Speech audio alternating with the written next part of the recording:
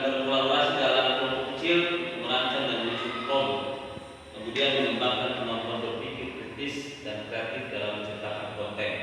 Itulah merupakan tujuan pembelajaran daripada materi pembuatan prompt terkait dengan konten.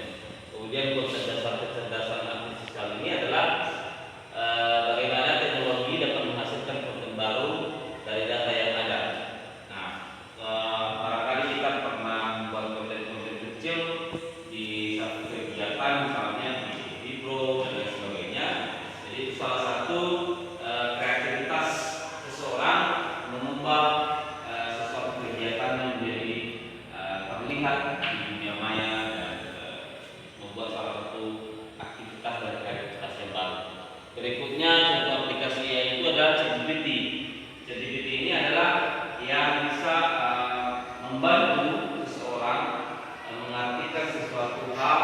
Misalnya ketika kita akan masukkan ke dalam ChatGPT ini, buatkan saya gambar berdimensi seperti itu, maka dia akan buat sendiri. Sama kalau kita cari di Google, jadi ChatGPT. Kemudian dia play, kemudian musik.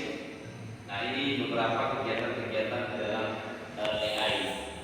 Begitu juga dengan membuat video, membuat animasi, dan ini mungkin sering kita lakukan setiap hari. Bagi ada yang sudah punya FB Pro, maka dia akan bisa membuat kegiatan-kegiatan daripada pembuatan video dan animasi. Nah, ini apa perannya dan fungsi daripada prompt ini? Ini adalah salah satu instruksi yang mengarahkan sistem gerakan baru menghasilkan output, artinya hasil, membuat sesuatu hasil yang seperti yang kita inginkan. Jadi kalau misalnya kita buat dalam ChatGPT, buatkan saya contoh logo misalnya SMK, dia akan buat yang pertama. Lalu kalau kita tidak puas, kita akan ketik lagi yang lebih spesifik lagi, tadi akan buat lebih bagus lagi. Sama kalau kita lihat sekarang di konten-konten Facebook orang, ada banyak foto-foto yang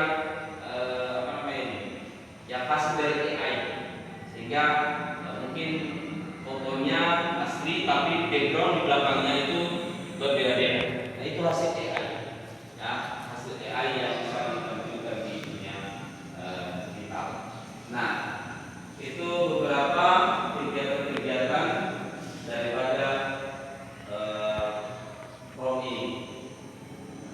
Berikut apa itu dari kreasi konten? Isu etika utama. Misalnya bagaimana menghasilkan agar yang kita ciptakan itu tidak juga dikirim orang, tetapi kita bisa menciptakan sendiri, namanya hak cipta.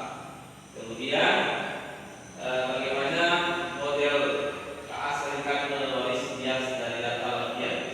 Misalnya evaluasi itu bagaimana kita bisa mengevaluasi itu hasilnya, sehingga hasilnya itu bisa kita lihat bahwa ternyata hasilnya ada yang salah dan ada yang benar. Dan kemudian bagaimana transformasi menggunakan KA atau konten-konten itu. Artinya menggunakan KA itu kita terbuka di semua kalangan. Nah, itulah beberapa hal daripada kegiatan daripada prompt ini. Kemudian bentuknya adalah dari hasil hari ini kita bisa melihat bahwasanya prompt itu sering kita gunakan sama ketika kita search dalam satu Google. Kita search, nah itu seperti itulah cara mencari daripada apa yang kita inginkan di dunia AI. Jadi sering kita gunakan sebagai ChatGPT, pernah digunakan, pernah kan ChatGPT, Canva misalnya di situ. Itulah salah satu hasil dari AI atau KA. Nah, demikianlah materi hari ini. Atas perhatian bersama, saya ucapkan terima kasih.